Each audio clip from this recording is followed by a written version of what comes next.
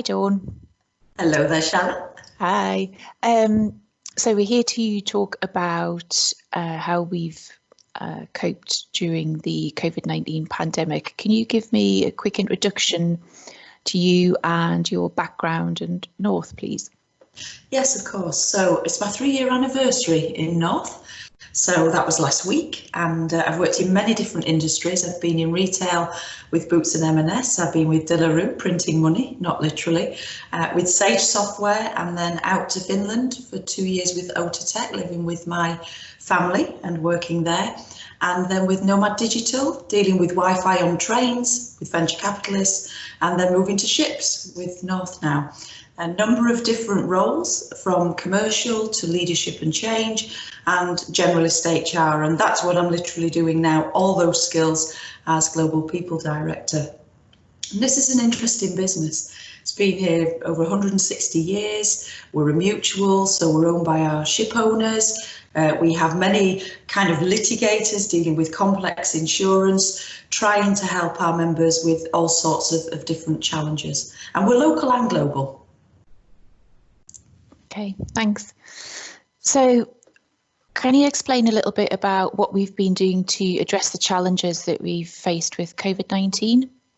Yeah, I think one of the first things that we definitely got right, and you've been involved in that, was creating a team of experts. So people that could really focus on what we needed to do, from whether it was different interventions, communication and engagement, or down to space planning. And that team is continuing to help us right the way through the different phases that we have at the moment. The other thing that we've really looked at is heightened engagement, and that was with you again.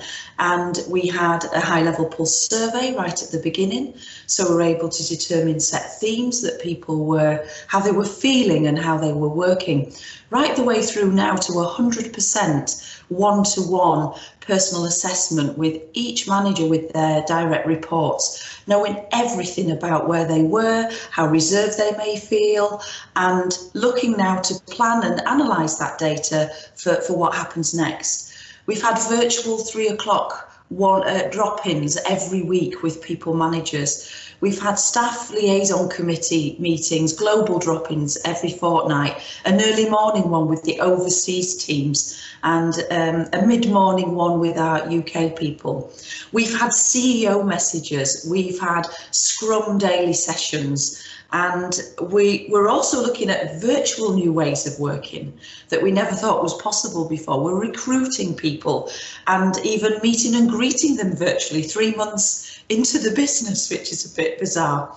We have created a new product. We brought in a new business team. We've landed a new brand. We've even been looking at a new HR system, all virtually.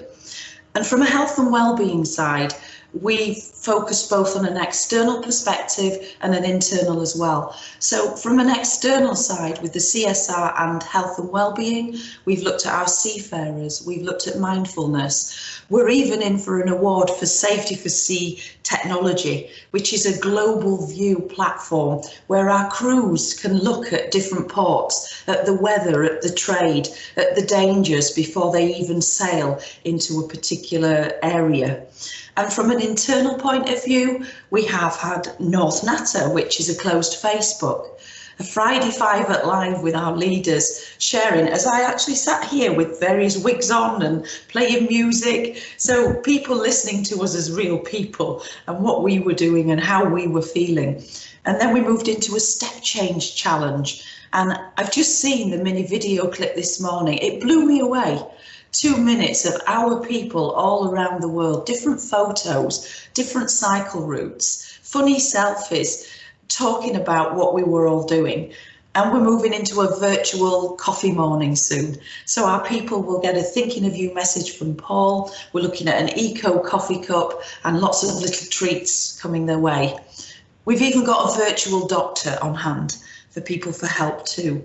And from a technology and an equipment point of view, maybe people laughed at us at the quayside as we had our chairs rolling down the street, but everyone now is feeling the benefit of having an office chair. We've brought in new screens and courier services, new laptops, And we've also, I smile now because we, for 2 years, struggled to bring in Skype. And in 2 weeks, we brought in Microsoft Teams and allowing us with different professional backgrounds to kind of hide the children as they're running around, or the washing that's drying on the line behind. So lots of things we've done. Okay, that's great, thanks. And what lessons do you think that we've learned during this time, and what opportunities do you think we've seen?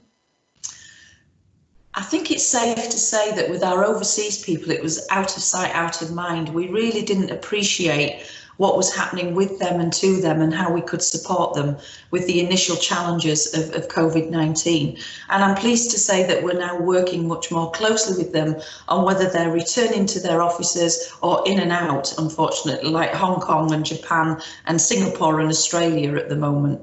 So that was a big one for me.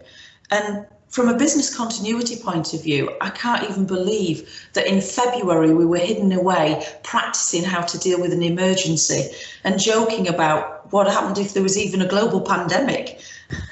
And then there it was a few weeks later, and we suddenly realised we couldn't even use the emergency centre that we'd set up.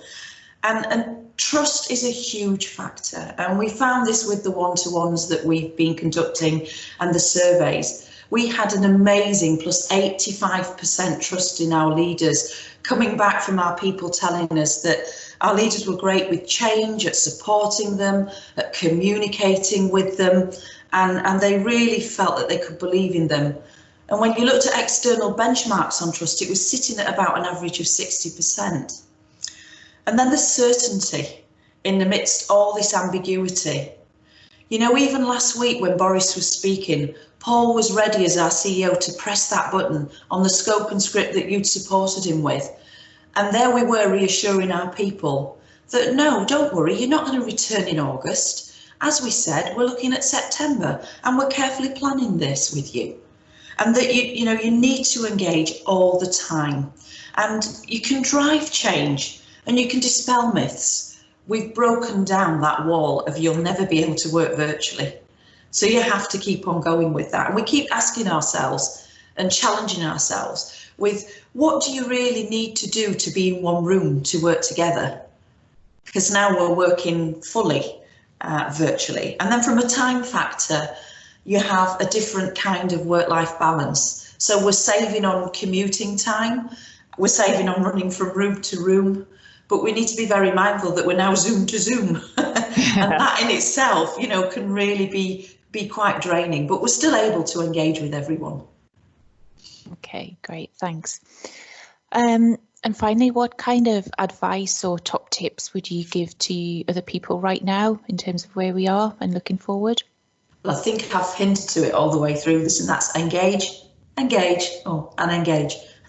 And as HR specialists, they're there really, and we're there to facilitate and guide, but really encouraging our leaders to lead like they've never done before with their people. And never underestimate how your people are feeling. Every day we're seeing people could be feeling completely different. And it was a real eye-opener for us with the scale of 1 to 5 when we were asking people how they felt about returning and why.